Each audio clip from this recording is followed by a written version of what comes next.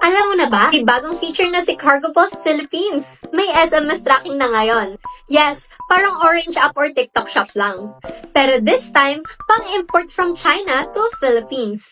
At kung ready ka na mag-import at makita ang bagong SMS feature ni Cargo Boss, panoorin mo lang tong video na to. Ganito ako mag-book sa Cargo Boss with 5 easy steps. Una, punta ka muna sa website ni Cargo Boss Philippines. Pangalawa, click Book Now. Pangatlo, fill out mo lang yung mga details mo dyan. Pang-apat, wait for confirmation email.